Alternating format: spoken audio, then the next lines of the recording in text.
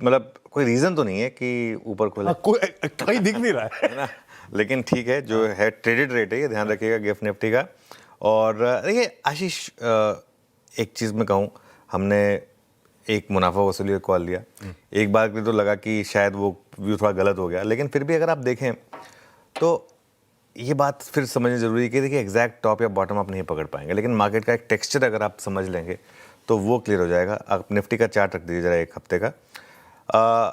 और कल हमने टेक्निकली वीकली लो हिट किया है। कल का लो जो था वो इस पूरे वीक का लो है, और इवन आई थिंक जो लास्ट फ्राइडे का लो था उसके भी शायद हम नीचे ही ट्रेड कर रहे हैं। नहीं है क्या हफ्ते का चार्ट?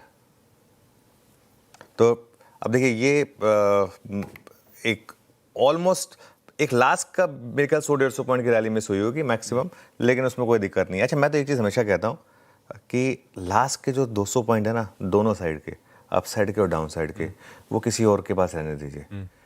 तो उससे क्या होगा ना, उससे आपको बददुआ नहीं लगेगी, नजर भी नहीं लगेगी, नज़र नहीं लगेगी मुझे बेच के चला गया या मेरा माल लेके चला गया, है ना। अपना आराम से आपने जिसको बेचा उसने भी अगर बना लिया और आपने जिससे खरीदा उसने भी अगर बना लिया तो वो अच्छी बात है, वो अच्छी बात है, ठीक है।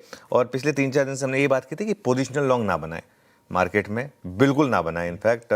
और 24,500 550 पर एक मुनाफा वसूली की कॉल थी। शॉर्ट का व्यू हमने नहीं लिया था, इंटरडे में रहा है शॉर्ट का व्यू पोजिशनली नहीं लिया था। मैं बात मान रहा हूँ ये क्योंकि एक मार्केट का टेक्सचर अब तक ये कंफर्म नहीं कर रहा था कि अब डिक्लाइन शुरू हो गई, लेकिन हाँ प्रॉफिट बुकिंग की कॉल हमें जरूर ली थी। और मार्केट में एक मैक्रो रिस्क ओपन हुआ है, ये बात क्लियरली हुई थी। उसका सबसे बड़ा फैक्टर है कच्चा तेल और डॉलर रुपी। अगर आप उसका कॉम्बिनेशन देखेंगे, और आज सुबह तो कच्चा तेल 106 तक आ चुका है, वो जिस तरीके से 98 पे स्टिकी था ना, वो बता रहा था आपको कि वो गिरने को तैयार नहीं है। और डॉलर रुपी भी अगर आप देखें तो 92.3 तक जाकर उसके बाद हम वापस जिस तेज़ी से 94 पर आए, और इसका भी एक 2 हफ्ते का चार्ट रखिएगा डॉलर रुपये का, क्योंकि जिस तेज़ी से हम यहाँ पर आए और जिस तेज़ी से मैक्रो वापस बिगड़ा है हमारा, 1 महीने का रखेंगे थोड़ा सा और पिक्चर जो क्लियर हो जाए ना, जिसमें हाँ ये वो जो 95.21 था वहाँ से हम 92.4 पर आए, वहाँ से वापस 94.1, अब ज़्यादा बचा दूर नहीं है 95.2 पर। और निफ्टी ने क्या किया, लगातार दूसरे दिन कल लोअर लो और लोअर हाई ये बनाया निफ्टी ने, और वो टेबल आएगी आपकी स्क्रीन पर, वो टेबल रखिएगा।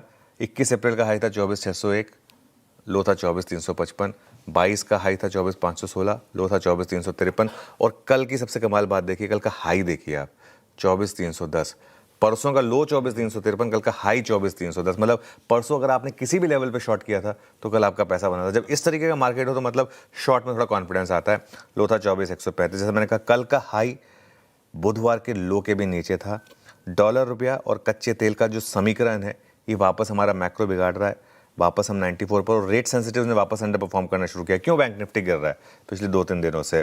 बैंक निफ्टी इसलिए गिर रहा है क्योंकि ये मैक्रो इस तरीके का हो रहा है, डॉलर रुपये और इसका कॉम्बिनेशन जो है। मजे की बात यह है कि नॉर्मली ऐसे में आईटी चलना चाहिए, लेकिन आईटी ऐसे मतलब मैं थोड़ा वर्ड नहीं यूज़ करना चाहता, ऐसे नंबर लेकर आ रहा है कि आईटी भी नहीं चल सकता, है ना। तो ऐसे में, और बैंक निफ्टी ने भी 2 दिन पहले डेथ क्रॉसओवर बनाया था जो हमने डिस्कस किया था, ठीक 57,300 पर जाकर वो रैली फेल हुई। 200 डे मूविंग एवरेज था, वहाँ से हम करीब 1000 पॉइंट बैंक निफ्टी पर गिर चुके हैं। खैर लेट्स सी, आई होप कि ये गिफ्ट निफ्टी सही है और मार्केट बिल्ड ऑन करेगा, लेकिन कॉन्फिडेंस कम है अभी इस समय।